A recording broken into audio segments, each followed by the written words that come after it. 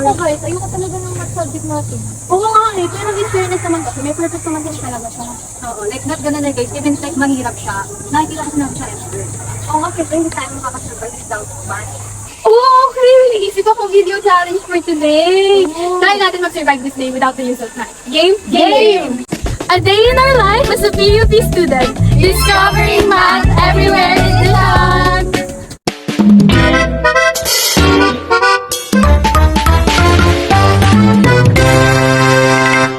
Hi guys! Ito na kami sa class ko.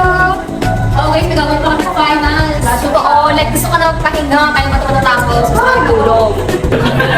Chance, we have one thing of paper, we have a surprise quiz. We only have 5 minutes for you. Ano ba yan? Totoo ba? Ano? Grabe tayo pa ng 5 minutes yun. Nakala talaga ni Mameno. May nakikala ko tawag doon, Polias ata yun eh. Pwede tayo nito matulungan sa pagre-review. Dahil ang mga guidelines niya ay tinutulungan lang naman tayo to think rationally and logically, lalo na sa oras ng mga problema natin. Sa unang step, we have to understand the problem na hinaharap natin. Pangalawa, devise a plan. Dahil 5 minutes lang ang binigay sa atin na oras, ay mag-focus na lang tayo sa mga pinaka-importanting topics. Pangatlo, carry out the plan. Maghahati tayo sa mga aralin para tuturuan na lang natin ang isa't isa.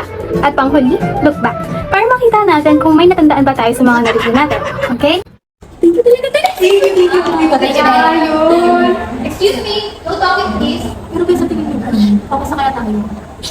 Ay, naku, well, siguro, if may nakita tayo na 7-7 number pattern, ibig sabihin may chat tayo.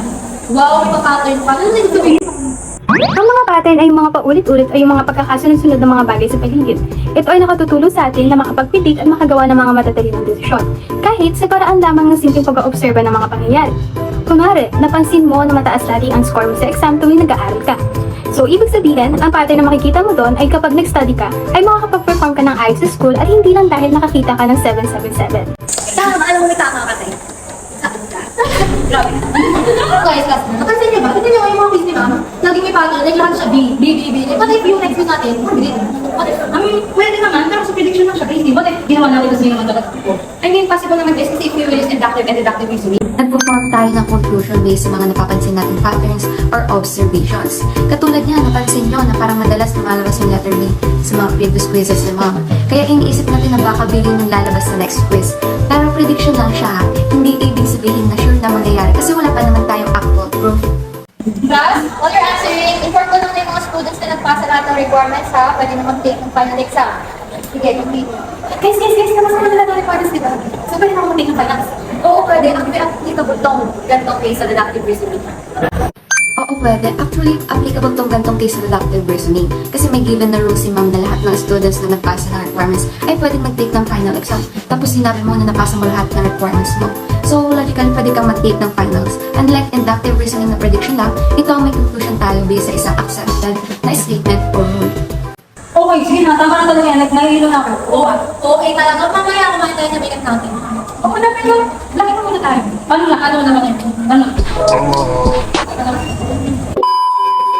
Wait guys, kakain muna mga PUPians. Kasi may kantang naman namin. Ano bang bibilin niyo? Akin to si Jollibee. Jollibee din sa akin, ikaw G. Wait. Hindi ko alam, isipin ko muna. Alam niyo ba na ang ginagawa ni Jean ngayon ay isang halimbawa ng paggamit ng logic? Ang logic ay tumutulong sa atin na makagawa ng tamang desisyon gamit ang mga impormasyon at dahilan. Halimbawa, bago pumili ng kakainin, maaaring isipin ni Jean kung ano ang gusto niya, magkano ang budget niya, o kung ano ang pinakamasarap at sulit para sa kanya. Sa pamamagitan ng maingat na pag-iisip at paghahambing ng mga pagpipilian, mas madali siyang makakapag-desisyon and ipinapakita nito na ang logic ay hindi lang ginagamit sa math o sa loob ng silid-aralan, kundi pati na rin sa mga simpleng sitwasyon sa araw-araw tulad ng pagpili ng pagkain. Ay, wait. Sa 7-Eleven na lang kasi yun yung sa food ko. Ayun guys, we're back! Ayan, ano yan sa Kaysil? Jollibee sa akin tapos yung kay Charles. Jollibee din. Diba Charles, ikaw yung nag-abona sa atin kasi wala akong ano. Okay lang yun. Pwede naman bayaran yun. Ayun sa'yo, Jean. 7-Eleven ako. Kano mga ulit yan? Oo, nasa hospital daw. Ito nasa phone ko. Kay Julia, 145. Kay Casey, 99. Tapos sa akin, 99 din. Tapos yung total natin overall, 343. Edi, bali, ako na lang pumunta sa notes mo. Tapos, subtract mo yung total niyan sa overall na gastos. Ano ulit? What we did was the basics of math, which is about plus, minus, multiply, and divide. And this is called the arithmetic operations. Although they may be simple than other functions, they play a significant factor kasi sila yung pinaka-foundation. And nagagamit natin ito from simple calculation classes to budgeting and marami pang iba. Ayun, ang challenge to survive a day without math ay wala na. Sa bagay, parang lahat kasi may math talaga, di ba? I love it. Kasi, ano lang, what we just did now was called arithmetic operation. Hi guys! Kakatapos lang namin kumain! Ay, hindi, sabi na ba kayo, book reading natin mo? Wala pa. Saan niyo ba lang kumain? Sa national lang ako bibili since malapit na naman dito. Yo guys, nandito naman kami sa National kasi may titingnan kami. Guys, bawal na ingay. Hanap tayo books guys. Ito guys, pinahanap ako, tingnan nyo. Pinahanap ako libro. Kapal pala ng mga dictionary, no? Pero bakit kaya may mga section tong National Books? Napansin niyo ba kung paano nakaayos sa iba't ibang section ang mga libro sa library? Dito natin makikita ang basic set theory. Sa set theory, ang bawat grupo na magkakatulad na bagay ay tinatawag na set. Halimbawa, may set ng fiction books at may set naman ng science books. Pero, may mga libro ring pwedeng mapabilang sa parehong set, tulad ng science fiction books, dahil may katangian ito ng fiction at science. Dahil sa paggamit ng set theory, mas nagiging organisado ang paglalagay ng mga libro at mas madali para sa mga tao na mahanap ang hinahanap nila. Pinapakita nito na ang set theory ay hindi lamang konsepto sa math, kundi ginagamit din sa mga praktikal na sitwasyon sa ating pang-araw-araw na buhay. Ay wait, parang gusto ko muna mag-snacks tayo. Bili na lang tayo sa supermarket. Tapos, sama kayo sa amin guys. Dito na kami guys! Ano ang ganda snacks natin? Ay wait, tara tingin kayo muna tayo. Sige, tingin ko na tayo.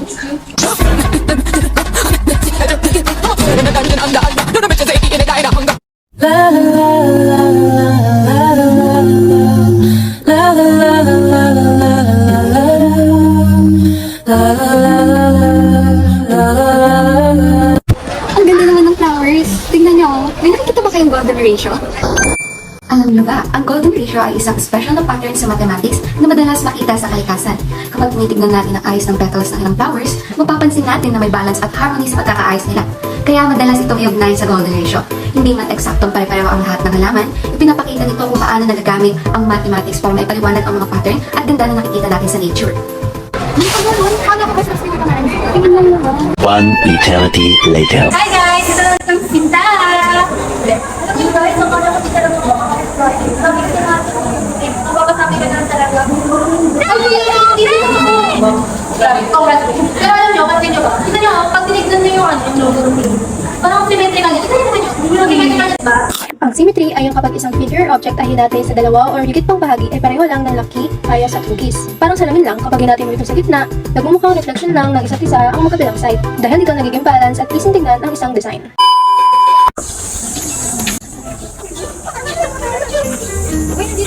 Hala ko, hindi kayo makakasama. Ano ginagawa niyo dito?